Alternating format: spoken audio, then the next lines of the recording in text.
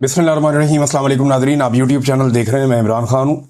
साबिक वज़ीर-ए-आज़म इमरान खान साहब की एक मुलाकात और सियासी मंजरनामा तब्दील।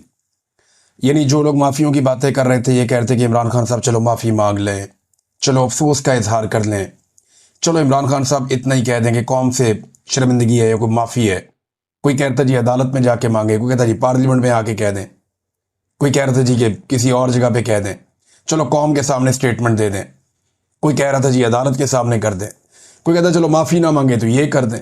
हर एक की अपनी अपनी ज़ुबान थी और ख्वाहिश जो है वो पाकिस्तान की मिलिट्री एस्टेब्लिशमेंट की है कि उन्होंने इमरान खान को नीचा दिखाना है, उससे माफ़ी मंगवानी है। तो इमरान खान साहब ने उल्टा आसिम मुनीर साहब को एक ऑफ़र करवा दी। उन्होंने कहा जी आसिम मुनीर साहब मेरे से माफ़ी मांग लें, मैं माफ़ कर दूंगा। और ये एक बड़ी शानदार ऑफ़र है। अगर आसिम मुनीर साहब को ये कहकर डराया जा रहा है सियासतदानों की जानिब से कि इमरान खान बाहर आ गया तो आपको नहीं छोड़ेगा, आपके साथ ये कर देगा वो कर देगा, अगर वो खौफजदा हैं और परेशान हैं तो इमरान खान साहब ने क्योंकि अब ज़ुबान दी है तो वो इससे फ़ायदा उठा सकते हैं। और उन्होंने ये मसला इमरान खान साहब ने हल कर दिया कि मैं कुछ नहीं कहूँगा और मैं माफ़ कर दूंगा मुझसे अगर आसिम मुनीर साहब माफ़ी मांग लें तो। अब एक तरफ पूरा निज़ाम इमरान खान को बोल रहा है माफ़ी मांगो, और जेल में बैठा हुआ कैदी नंबर 804 कह रहा है कि माफ़ी मुझसे मांगो। इमरान खान साहब का जो ये ट्वीट है ना, ये बड़ा खौफनाक है। पहले ट्वीट में आपको पढ़ के सुनाता हूँ, आप जरा आपको आइडिया हो जाए कि मामलात की इंटेंसिटी कहाँ पे है। देखिए, बहनें मिली लंबे अरसे के बाद, अलीमा खान साहबा और बाकी लोग जाकर मिले, पार्टी के लोग भी मिले। तो जैसे ही मिले वैसे ही जो इमरान खान साहब का ट्वीट आया उसकी शिद्दत आपको बताएगी कि आज इमरान खान साहब कहाँ खड़े हैं। इमरान खान साहब ने ये दो हिस्सों में उनका ट्वीट छपा है उनके अपने ऑफिशियल ट्विटर से। वो कहते हैं कि आसिम मुनीर, पहला लफ्ज ही आसिम मुनीर है। आसिम मुनीर में ताकत की बहुत भूख है, इसीलिए इसने बदतरीन आमरीत कायम कर रखी है। मुझसे माफ़ी का मुतालबा करने के बजाय आसिम मुनीर को मुझसे माफ़ी मांगनी चाहिए। 9 मई उसी ने करवाई जिसने सीसीटीवी फुटेज चुराई। इस वक्त 9 मई आसिम मुनीर की इंश्योरेंस पॉलिसी है। मुल्क में हाइब्रिड सिस्टम नहीं, आसिम मुनीर की डिक्टेटरशिप कायम है। इसीलिए ट्रंप ने शहबाज शरीफ की बजाय आसिम मुनीर को बुलाया है। फस्तायत और जबर में तमाम हुदूद पार करते हुए मेरे ख़ानदान के गैर सियासी लोगों को मुसलसल निशाना बनाया जा रहा है। मुझे मुकम्मल तौर पर कैद तन्हाई में रखा गया है। 3 माह में मेरी महज 3 मुलाकातें करवाई गई हैं। मेरे वकला और अहले खाना तक से मुलाकातें कई माह से रोक दी जाती हैं। ये सब कुछ मुझ पर दबाव डालने के लिए किया जा रहा है। मेरे साथ 8 माह से बुशरा बेगम को भी कैद तन्हाई में रखा गया है। ऐसा सलूक औरतों के साथ पाकिस्तान की तारीख में कभी नहीं किया गया। याह्या खान ने भी ऐसा नहीं किया। फैसल वाडा जो एस्टेब्लिशमेंट का तर्जुमान है, उसने बुशरा बेगम के हवाले से बयानात दिए कि वो मुझसे अलहदगी इख्तियार कर लेंगी। बुशरा बेगम पर दबाव डाला गया कि मुझसे अलहदगी इख्तियार कर लें मगर वो मेरे साथ खड़ी है। इससे पहले जब आसिम मुनीर को DGISI के ओहदे से हटाया तो उसने जुल्फी बुखारी के जरिए बुशरा बेगम से राब्ते की कोशिश की, लेकिन उन्होंने इनकार कर दिया। इसीलिए आज उनके साथ ये बदतरीन सलूक किया जा रहा है। उन्हें कैद तन्हाई में रखा गया है। आसिम मुनीर के लिए मेरा पैगाम है कि मुझ पर दबाव बढ़ाने के लिए चाहे मेरे ख़ानदान में से जिस मर्जी को कैद में डाल दो, मैं ना झुकूंगा ना इस जुल्म को कबूल करूंगा।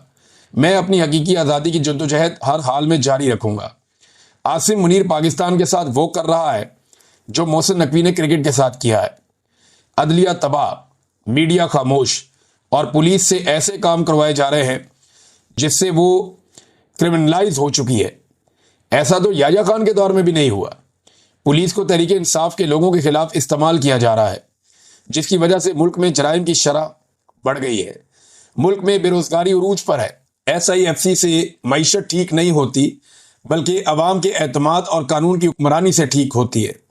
इन चोरों को हम पर मुसल्लत कर दिया गया है जिनकी करप्शन और मनी लॉन्ड्रिंग के सबूत मुझे खुद ISI देती रही है। जो शख्स भी तहरीक इंसाफ छोड़ देता है उसके सारे केस माफ कर दिए जाते हैं। जब भी डिक्टेटरशिप आती है जजेस को साथ मिलाकर ही निज़ाम पर काबिज होती है। इस वक्त बेज़मीर जजेस की वजह से पाकिस्तान में कानून की हुक्मरानी मुकम्मल ख़त्म हो चुकी है। 26वीं आईनी तरमीम के बाद अदलिया बिल्कुल ही गुलाम बन चुकी है। बेज़मीर जजेस इंसानी हकूक़ की पामाली के खिलाफ एक्शन नहीं ले रहे।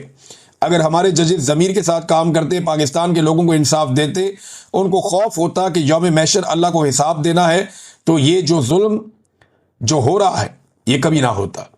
इस जुल्म और नाइंसाफी में ये बेजमीर जज बराबर के मुजरिम हैं। इमरान खान साहब ने जब से वो जेल गए हैं, पहली मरतबा उन्होंने आसिम मुनीर साहब पे कुछ इल्ज़ामात अब बराह रास्त लगाए और उन्होंने कहा कि ये आसिम मुनीर साहब ने किया है। इससे पहले इमरान खान साहब जब भी बात करते थे तो वो गोल बात करते थे, वो एक मार्जिन रखते थे, लेकिन अब उन्होंने फील्ड मार्शल आसिम मुनीर के लिए वो मार्जिन ख़त्म किया। कुछ अर्सा पहले उन्होंने मार्शल लॉ, आसिम लॉ, इन चीज़ों का जिक्र शुरू किया था। अब 4 चीज़ें उन्होंने बड़ी कैटेगोरिकली कही हैं इमरान खान साहब ने और डायरेक्ट इल्ज़ाम लगाया कि ये आसिम मुनीर साहब ने किया। नंबर 1, उन्होंने ये कहा कि जी इनको 10 साल इक़्तिदार की ख्वाहिश है और उसके लिए मिसाल दी कि जैसे ये ख्वाहिश थी याया खान को, वैसे ही आसिम मुनीर साहब को भी है। एक तो इमरान खान साहब ने ये बात डायरेक्टली कही। दूसरा, उन्होंने कहा कि जो 9 मई है उसका उन्होंने पूरा इल्ज़ाम आसिम मुनीर साहब पे डाला। जैसे एस्टेब्लिशमेंट ये इल्ज़ाम इमरान खान साहब पे डालती है, ऐसे ही इमरान खान साहब ने कैटेगोरिकली कहा कि जी Asim Munir is responsible for this, और आसिम मुनीर साहब ने खुद करवाया और ये पाकिस्तान तहरीक इंसाफ को क्रश करने के लिए करवाया। अंग्रेजी में भी उनके ट्वीट आ चुके हैं। नंबर 3, मैंडेट चोरी की जिम्मेदारी इमरान खान साहब ने डायरेक्टली डाल दी है कि मैंडेट चोरी किया गया और उसके पीछे भी यही है, तो ये भी इमरान खान साहब ने डायरेक्टली एक इल्ज़ाम। और चौथा जो है, और ये तीनों चीज़ें इल्ज़ाम क्या है, सारी दुनिया हकीकत जानती है। बाद लोग बोल नहीं सकते, बाद लोग बात कर नहीं सकते, लेकिन हकीकत तो सारे ही जानते हैं कि मिलिट्री एस्टेब्लिशमेंट ने क्या किया इमरान खान साहब के साथ, और उसमें जो पेश हैं वो आर्मी चीफ ही हैं, उन्हीं के फैसले चलते हैं।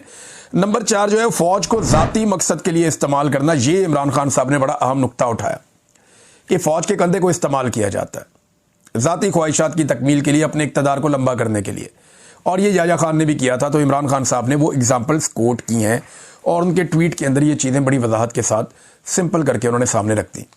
तो ये पहली बार इमरान खान साहब इतना क्लियरली आ रहे हैं आसिम मुनीर साहब के बारे में।